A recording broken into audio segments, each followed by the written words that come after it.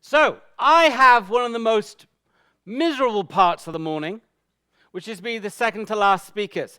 And the reason being is you've been sitting down for approximately 2.5 hours. Have you not? So I'm going to ask you a question, and you have to stand up if the answer is yes. You know what the question is? Do you own a pair of jeans? Stand up if you own a pair of jeans. Okay, if you're a guy and you own a pair of jeans, continue standing up. If you're a woman, sit down. What have I told you? There's a thing called size 0. It is not a retail size, tiny, tiny size. It is a manufacturing size. It is what all garment manufacturers do. It is the absolute average that every cut of cloth is taken. What if I was to tell you it fits 1 in 7,000 men? Now, what on earth has that got to do with public policy and public programs? It's because we manufacture programs at size 0. So you can sit down now. Think about it. The entire industrial age, everyone gets the same. We always give you the same thing because we're going to give everybody the same standard. And as a result, it fits less than 1 in 7,000. When I've asked big programs, people who run these programs, who do you actually serve? And this is the question, who do you serve? They come up with this weird answer, say, the public. Have you ever met a member of the public? Go out at lunch and try meet a member of the public. They don't exist. Now, if they're a bit more sophisticated, they have this little outline, this strange outline. Well, we kind of know the gender, we might know the age, and we might know the income. That's it. So what I'm going to talk to you about today is segmentation. How to take rocket fuel into your segmentation. Not just those randomized numbers, but really do something different. And what I'm going to talk to you about is you.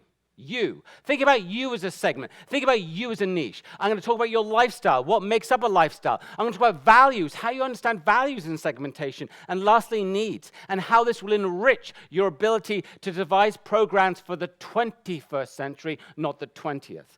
So let's start off with lifestyle. The reality is, your lifestyle is an expression of all of your choices, conscious and unconscious. The choices you make. It is not just one choice. It's not A, B, I choose this. It is the whole basket of choices that you make. That is what comes up with your lifestyle. Think of it. Do you like golf? Do you like opera? Do you like beer? Do you like craft beer? Do you like wine, fancy wine? Do you ride a bicycle? What kind of programs do you watch on television? If you still watch television, if you watch Netflix, everything determines as a composite what you are in your lifestyle.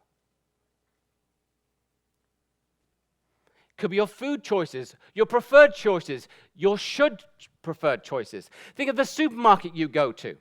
You probably go to the same supermarket every time. And if you really don't think you're a creature of habit, you probably go down the same aisles in the same pattern every single time.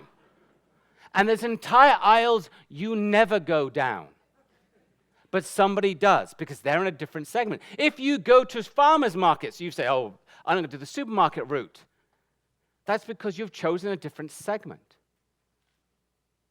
So, your lifestyle is the sum of your choices, the value you give to those choices. There are constraints, no doubt, but it's the sum of all of your choices that forms who you are in your segment. So when you think about it, often we think we are creatures of free will and decision and all those good things. Often we are creatures of patterns. If you want to understand what change is purely and simply understanding the existing patterns and breaking those patterns. Think about it. You go to the supermarket and you know you should choose the healthy option. But you go with what you know. Pattern choice, behavior. Why? Because what's the worst that could happen? You end up with a box of cereal that will sit in your cupboard and bling at you saying, healthy choice. And until it goes out of date and you throw it away. Think about all of your patterns. Patterns define your choices, define your segment. So how do you know if you're actually in a segment? The key here is people within a segment can understand the subtle differences between something.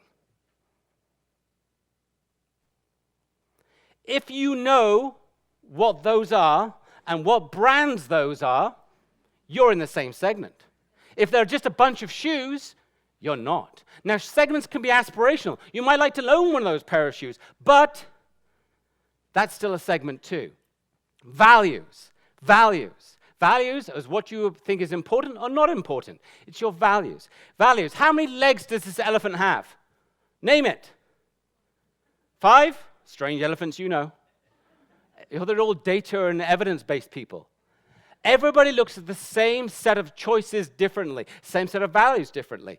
Values, what are your values? Your values are your adhesive to a group. It's why you feel affinity to a group and not to another group. Why you've joined certain things and not joined something things. Because there's an affinity to you, to that group, to that segment. It's the gluey stickiness that glues you together as a group. You have the same priorities. You value the same things. You want to belong. So when you think about why you belong to something or not something, it's because you have to share the same values. Now, when you think about that, that's true of a group, but it's also true of any kind of brand. Why is it we feel affinity to a particular brand? And brands could be commercial, they could be non-profit, they could be charity, it doesn't matter. Your values adhere to these brands. You have an affinity. It kind of syncs with an expression of who you are. Your values, after all, within a segment, is an expression of something you value. So when you think about your values and how your affinity to a brand or to a group, any group, social group, what it could be, it's because you share the same values. You can scale them, track them, record them, and work out who's in that group. So let's talk about needs. Falls out of the last two. Needs. In your mind's eye, think about this one. In your mind's eye, who is a senior? Look at the person on your left. Look at the person on your right. They thought of someone different. Curious fact, hey? And yet, we often design it as a blob, a homogeneous blob. All of this could be seniors. By the way, think about it. Steve Jobs. If he was alive today, he'd be tracking towards a senior. Are you going to treat him as a technologically inept person? I'd like to see you try. Think about Hazel McCallan. Not only was she one of the longest-serving mayors in Canada, she's one of the longest-serving mayors in the Western world. So think of all of your depictions, your mental immediate images. They're all right and they're all wrong. It doesn't mean there isn't poverty, inequalities, and all those good things. It does mean that each of those depictions is accurate and is probably within its own segment. If we asked you to describe them, we could group you and start thinking about why you chose what you chose. And needs change. Think of this one. Think of an occasional traveler. Oh, they take too much luggage, they take things, they use the service once in a while, as opposed to a business traveler. Use the service every day, every couple days. Fundamentally different segments. Needs change. Needs alter. So if I was to say to you, who is a business traveler? Who do you think a business traveler looks like? Probably like George Clooney in that movie, right? He traveled like 10 million miles. If I was to tell you, that's kind of true, but the fastest growing segment in business travel is women. Actually, young women. Who's graduating from our universities? Who's becoming consultants? Who's becoming business travelers? You will see hotels, airlines, all of that infrastructure changing because that's the fastest growing segment in business travel. The needs are fundamentally shifting. Our old perceptions are kind of out of date. So that's what I talked about. Lifestyle, values, and needs. All the things that define you. So what does it mean for you? What does it mean for policy? It means it's simply this.